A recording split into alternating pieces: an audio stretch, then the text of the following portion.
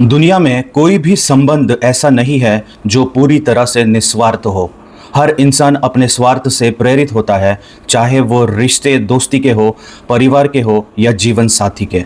हम सब एक दूसरे से कुछ ना कुछ उम्मीद रखते हैं, चाहे वो प्यार, मदद या समय हो। जब हम ये समझ जाते हैं कि दुनिया में हर संबंध के पीछे किसी न किसी तरह का स्वार्थ छुपा होता है, तो हम अपने आप को इससे बचाकर अपनी पहचान को समझने में सफल हो सकते हैं।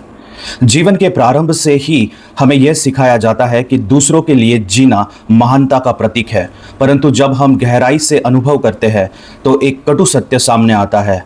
हर कोई किसी न किसी स्तर पर अपने स्वार्थ से ही संचालित होता है, चाहे वो मित्र हो, परिवार का सदस्य हो या जीवन साथी हो।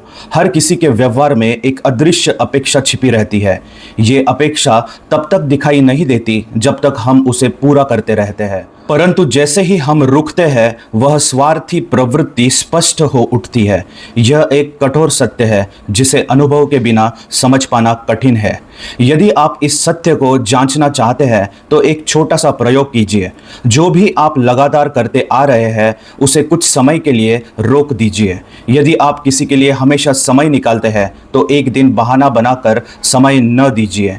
यदि आप किसी की मदद में लगे रहते हैं तो कुछ समय के लिए मदद बंद कर दीजिए। आप पाएंगे कि सामने वाले के स्वर में धीरे धीरे चिढ़, उपेक्षा या असंतोष आ जाएगा। जो कल तक आपकी तारीफ करते थे वे आज आपको बदल गया है कहने लगेंगे। यह अनुभव चुभता है, परंतु इसी चुभन में जागरण भी छिपा होता है। उदाहरण के लिए, यदि आप अपने किसी मित्र को हर बार अपनी गाड़ी से छोड़ते रहे हैं तो जब आप एक दिन मना कर देंगे, आप देखेंगे कि उसकी मुस्कान में खटास आ जाएगी। या यदि आप ऑफिस में हमेशा दूसरों की प्रेजेंटेशन बनाने में मदद करते थे और एक दिन मना कर देंगे, तो वही सहकर्मी आपके पीछे आपकी शिकायतें करने लगेंगे। इसी प्रकार यदि घर पर आप हमेशा हर सदस्य की आवश्यकता पूरी करते हैं और एक दिन खुद के लिए थोड़ा सा भी अलग समय मांगते हैं, तो आपको स्वार्थी कह दिया जाता है। ये छोटी छोटी घटनाएं हमें भीतर से यह समझाने आती है कि संबंधों की मिठास अक्सर हमारे सुविधा पर टिकी होती है। हम अक्सर सोचते हैं कि परिवार तो निस्वार्थ प्रेम का उदाहरण है, परंतु वही सबसे पहले अपेक्षाओं का जाल बिछा होता है। जब तक आप घर के नियमों और उम्मीदों के अनुसार चलते हैं, आपको अच्छा बेटा या अच्छी बहू कहा जाता है। पर यदि आप अपने मन की करने का साहस कर लेते हैं, जैसे कि अपने पसंद का करियर चुनना या अपनी खुशी के लिए समय निकालना, तो वही परिवार आपको दोषी ठहराने में जरा भी देर नहीं करेगा। यह बदलाव केवल शब्दों में नहीं आता, बल्कि उनकी आंखों के भाव, बातचीत के तरीके और व्यवहार में सूक्ष्म रूप से उतर आता है। जो कल तक गौरव का विषय था, वही आज उपेक्षा का कारण बन जाता है। प्रेम संबंधों में भी यही स्वार्थ छुपा होता है, चाहे हम इसे कितना भी आदर्श बनाकर देखें।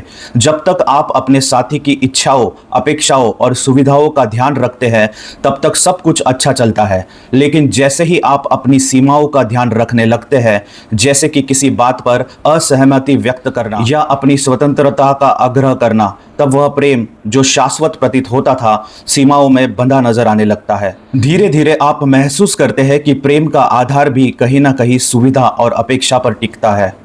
यह समझ केवल दिल तोड़ती नहीं, बल्कि आत्मनिर्भरता का बीज भी बोती है। कार्यस्थल पर तो यह स्वार्थ और भी नग्न रूप में दिखाई देता है। जब तक आप अपने बॉस या सहकर्मी की उम्मीद से अधिक काम करते हैं, तब तक आप टीम प्लेयर कहलाते हैं। लेकिन जैसे ही आप अपनी सेहत, अपने समय या अपनी प्राथमिकताओं को महत्व देने लगते हैं, तब आपको अनप्रोफेशनल या एटीट्यूड वाला कहने में लोग संकोच नहीं करते। यह व्यवहार इस बात का प्रमाण है कि दुनिया को आपकी सेवा चाहिए थी, न कि आपका स्वाभिमान। इसलिए जरूरी है कि हम काम को पूरी निष्ठा से करें, परंतु स्वयं को कभी भी अपनी अस्मिता से समझौता न करने दें। मित्रता भी जो देखने में सबसे निस्वार्थ संबंध लगता है, अक्सर स्वार्थ की डोर से बंधी होती है।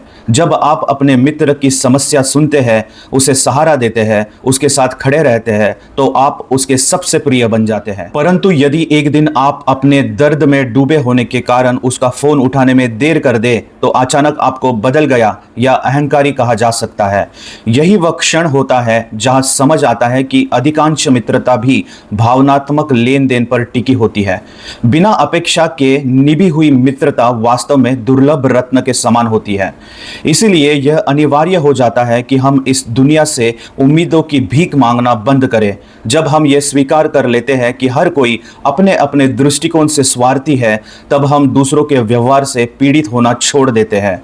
हम समझ जाते हैं कि हमारा कार्य दूसरों की अपेक्षाएं पूरी करना नहीं, बल्कि अपने अंतरात्मा की आवाज़ सुनकर जीना है। जो लोग हमारे जीवन में सच्चे प्रेम से जुड़े हैं, वे बिना अपेक्षा के हमारे साथ रहेंगे। बाकी सब समय के साथ छट जाते हैं, जैसे बरसात के बाद आकाश से धूल छट जाती है।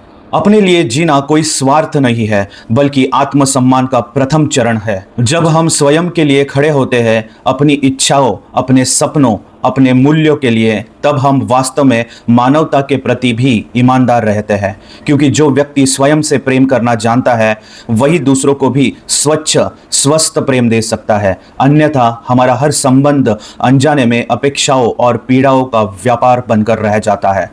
इसलिए जीवन में पहला वचन स्वयं से करना चाहिए, मैं अपने होने का आदर करूंगा। यह संसार आपकी निस्वार्थता को तब तक सराहेगा जब तक वह उन्हें लाभ दे रही है। जैसे ही आप अपने लिए खड़े होंगे, आपको स्वार्थी, बदले हुए और अहंकारी जैसा पुरस्कार मिलेगा।